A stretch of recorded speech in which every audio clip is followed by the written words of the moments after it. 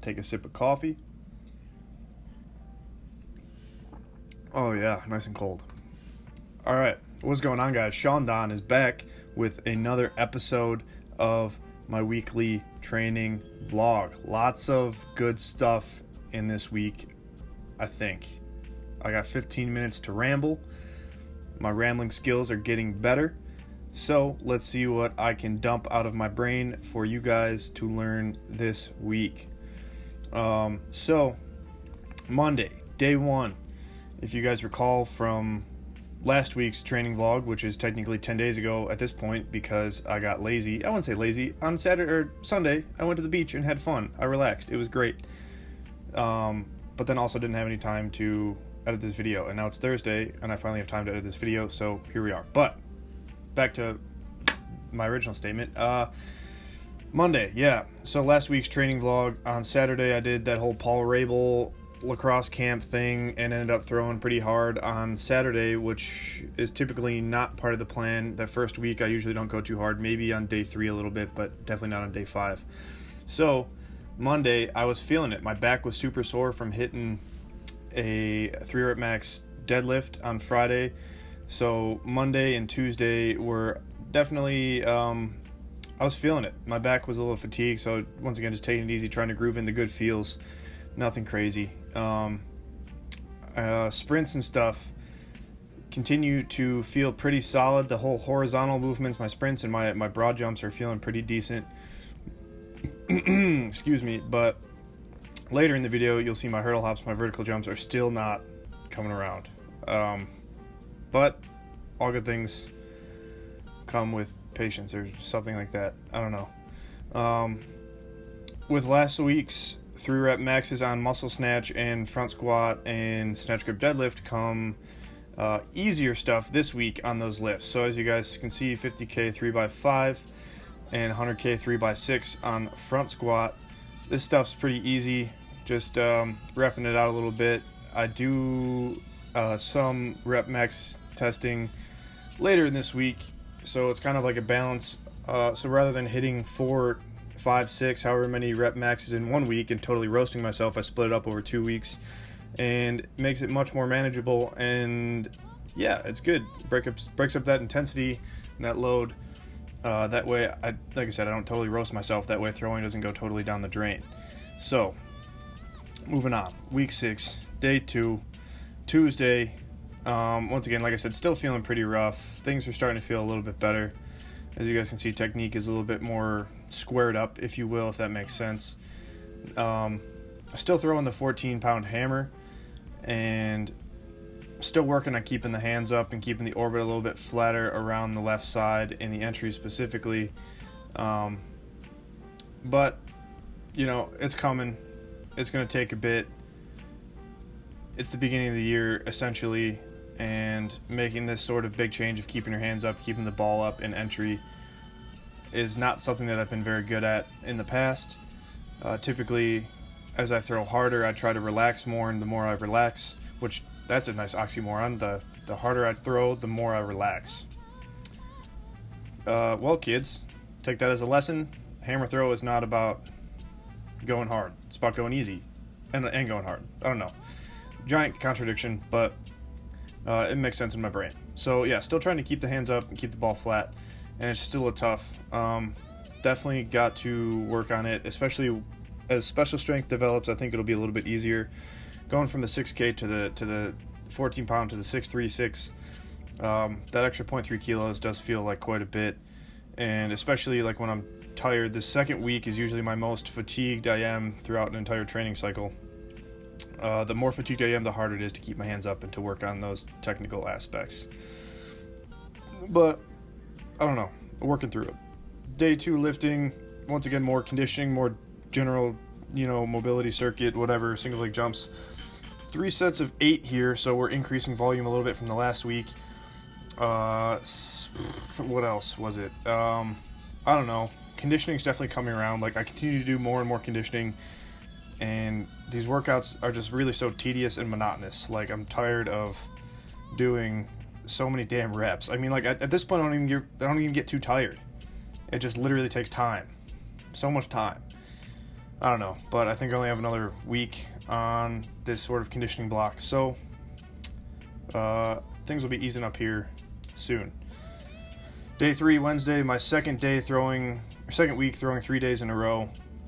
Still getting used to it, as you guys can see. Once again, nothing crazy with the throwing. At this point, I don't even know what to say because it's just more of the same stuff. 5 turns, 4 turns, nice and easy, grooving it in.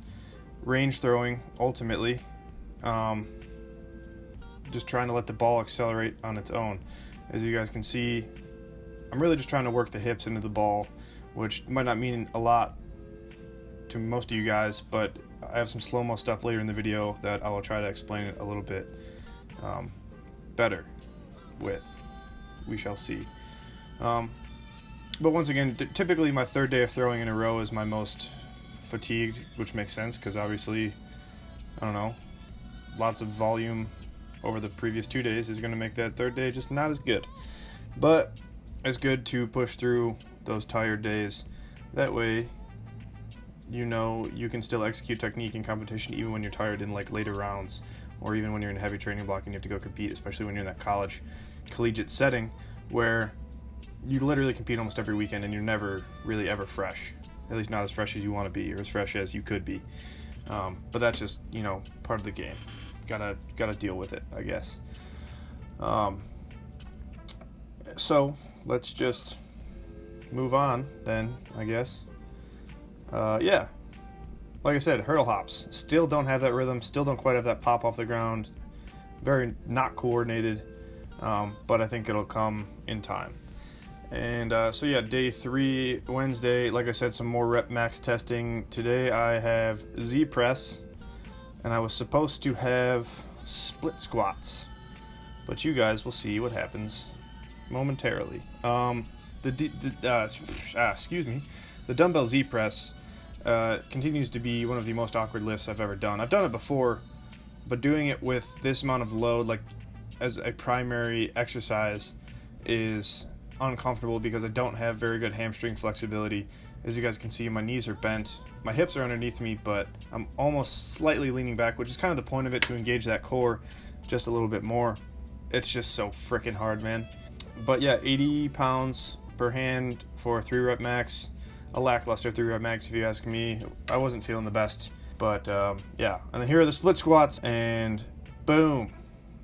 Yeah, looks like nothing, but if you look at my face, oh, damn. Yeah, definitely felt a nice pop in my hamstring. Yeah, so was supposed to do 3 rep max testing on that split squat, but that second rep on that left leg, I felt a nice golf ball sized pop in that hamstring and decided to call it. It didn't really hurt too bad and got a little tight and sore over the next couple days, but it was pretty much good to go by the weekend. And yeah, so no 3 rep max testing there.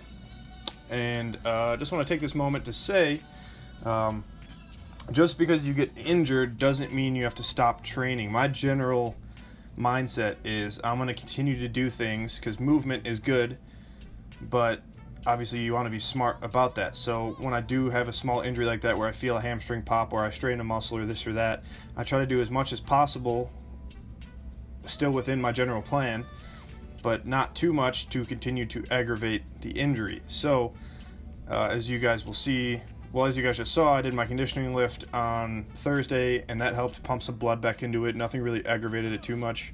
I thought the rower would be a little bit much with that deeper hip flexion, but honestly, doing the sled drags in the rower and all that other general movement actually helped get some blood flow going and helped recovery with my hamstring. Day 5 here, throwing, I was once again taking it super easy. I could feel my hamstring a little bit. It was my left leg, which I don't use too much in the throw. I don't use my left hamstring too much in the throw, but it was still a little bit sore and tight, like I said. As you guys can see, I'm not quite sticking the finish like I normally would, not like I really do that much anyways, but that left hamstring, like I said, I'm just trying to make sure I don't re-aggravate it any more than it already is. So super easy throws today. I think I maybe threw like a maximum of like 65 meters with the 14-pound hammer, which is like not good, but it's all relative. It doesn't matter. It's just one day. One day doesn't make your career, but one day can definitely break your career. imagine if I would have been like, nah, I'm fine, and went balls out, and I could have actually torn my hamstring off the bone or some shit like that, which would have been drastic, but I don't know. I didn't do that. So I was supposed to do snatch grip deadlifts today, but with the hamstring, it didn't really work out. So you'd be like, Sean Don, why are you doing snatch grip RDLs, which are arguably harder on your hamstrings? Well, once again, I'm doing things that can get some blood flow into the area, but also not doing anything that will blow it up anymore, which is, for me, was like deeper hip flexion, hip extension, while also in deep knee flexion. So like any squatting movements, like the bottom position of that snatch was just like not happening that day. So yeah, just tried to avoid whatever area hurts and do everything else that you can, in my opinion. I'm not a doctor, don't quote me on that, but that's just how I deal with injuries. I don't know. I always try to keep training because it's just, I don't want to miss any training. I don't want to miss any days. I can generally find things to do to still progress even when I am slightly injured. Last day of the week, day 6, Saturday. Was actually feeling good today. Friday, like I said, was just a rough day for me. I was going through some general life stress. Having car problems. My brake fluid is leaking out of my car, finally got it fixed. But that whole situation was super stressful, and I think is kind of what contributed to that whole hamstring strain, because your body handles stress cumulatively. One more time, your body handles stress cumulatively, which means it doesn't matter if it's training stress, physical stress, or mental, emotional stress, like you got a big test coming up, you got, I don't know, you and your girlfriend broke up, or your boyfriend, you know, whichever way you swing, or girls, males, I don't know, genders, I don't know, whatever. I'm just digging myself a hole at this point. But yeah, life stress is the same. Doesn't matter. Your body handles it all the same. So when you're super stressed in your life, like I said, with school, with relationships, whatever, and then adding a lot of training stress on top of it can be detrimental and can kind of make you injury prone, or give you symptoms of overtraining. So that's kind of what was going on towards the end of that week. But Saturday came back around with a nice throw, Borat, very nice.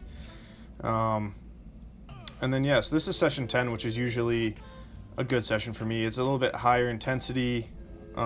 Typically in season, I'll try to compete on session 10 because technique is a little bit crispier. But with the whole hamstring thing going on, wasn't quite as crispy as it typically was. But, you know, it'd be like that sometimes. So here are some slow-mo throws. As you guys can see, trying to keep the hands up, trying to keep the ball flat or on the left side, and then really just trying to work my hips into the ball. Using my right hip to drive the ball forward and then out and around and forward towards 180, especially in later turns. Trying to keep my hips underneath me, trying to keep posture pretty solid. And that's all it really is.